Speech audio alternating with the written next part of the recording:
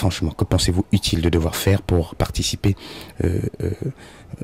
au développement de l'image positive de toutes ces personnes issues de l'immigration? Moi, je pense que nous avons un rôle surtout par rapport à, évidemment, au continent africain. On a une vraie responsabilité. C'est de tenter de libérer, évidemment, l'Afrique du franc CFA, qui en est l'une des expressions, mais largement, nous devons libérer notre continent de la mainmise de cet axe français. Mais bon, on dirait qu'il disparaît, du nouvel axe qui est en train de s'imposer, l'axe américano-sioniste. Tous ces vieux chefs d'État doivent partir très vite, très très vite maintenant. Il faut installer, en tout cas, une dynamique jeune, et puis positive, de construction. Vous vous rendez compte, les richesses, les matières premières de l'Afrique, comment se fait-il que, moi, dans mon village, on a un gazoduc, non, on a du pétrole qui passe juste en dessous de nos pieds, et on n'a pas l'électricité. Non mais où sommes-nous, quoi? Comment se fait-il qu'il y a un tel gaspillage? Comment se fait-il qu'on brade à ce point-là nos matières premières? Non, l'Afrique est un continent riche, il faut que les Africains en profitent et vivent normalement. C'est pas possible, ça ne peut pas continuer. Pour cela, il faut qu'ici on s'engage et qu'on le dise dès qu'on a accès à un micro, à une tribune, il faut qu'on en parle. Et puis qu'on mette la pression suffisamment de la diaspora africaine sur ce qui se passe ici, en aidant. Ne rêvez pas, il faut aider ceux qui se révoltent dans le monde. Il faut arrêter la division, il faut aider Hugo Chavez, il faut aider les Palestiniens. Parce que à partir du moment où nous serons unis, nous pourrons changer les choses. Le malin nous divise systématiquement. Nous devons être unis. Et bien sûr, c'est les Noirs. Bien sûr,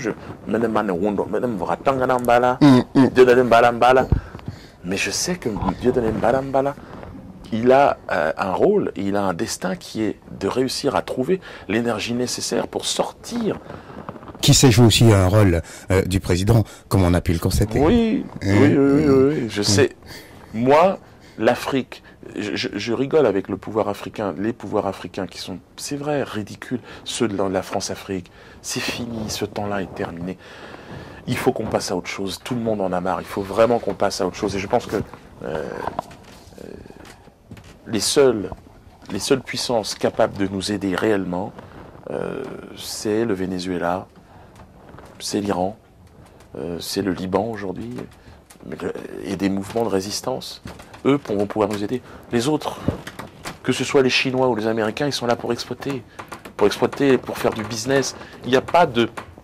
C'est pour ça que l'islam est quand même un rempart d'éthique. Il y a quand même une volonté... Et pourquoi pas le Brésil? Le Brésil, mais le Brésil sort avec cette grande dynamique de Lula. Ils sont sortis de la crise. Le Brésil fait partie de ce courant, bien sûr, mais ils ont une voix encore très discrète. Alors, s'il y avait un dernier message à passer, juste pour 5 secondes, que diriez-vous? Moi, je dirais, levez-vous, résistez, rapprochez-vous des grands mouvements de résistance, allez sur Internet, regardez ce qui se passe, arrêtez de collaborer. De toute façon, vous perdrez toujours. Pas de collaboration et surtout, il n'y aura pas de victoire sans combat. Donc, combattez dans la direction de la libération. Et c'est ce que je dis. Moi, je combats par le rire, je suis un homme de paix, évidemment. Mais je pense que si l'histoire fait qu'un jour je suis sur un champ de bataille, je veux savoir dans quel sens je me bats. Je ne veux pas aller me battre comme mes ancêtres se sont battus en Allemagne contre des gens et ça n'a absolument rien changé à l'histoire de l'Afrique. Nous aurions jamais dû aller nous battre de ce côté-là. Jamais, jamais. C'était un combat qui n'était pas le nôtre. Qu'est-ce que vous voulez que je vous dise ? Maintenant, je pense que notre combat et nos alliés, ce sont les combattants, il faut les soutenir. Et si vous vous rendez compte de la force qu'on aurait si on arrivait à être unis tous ensemble avec cette révolte dans les pays du Maghreb qui sont en train de se mettre en place jusqu'au Moyen-Orient, et l'Afrique qui s'y mettrait, là, ce serait formidable. Ce serait le top. Est-ce que vous pouvez nous parler un petit peu du procès, de votre dernier procès? Oui, je suis harcelé, moi, par les associations, par le lobby juif ici en France, qui voudraient me faire condamner systématiquement. Alors bon, Ça n'a pas tellement d'intérêt. C'est toujours les mêmes histoires. On a souffert. Vous n'avez pas le droit. Moi, vous n'avez pas plus souffert que moi. Je veux dire, je n'ai pas de leçons à recevoir, de souffrance. Il y a des comédies musicales sur la traite négrière. Personne, tout le monde en parle. Je crois qu'il faut arrêter la pleurniche. D'accord. Merci Dido.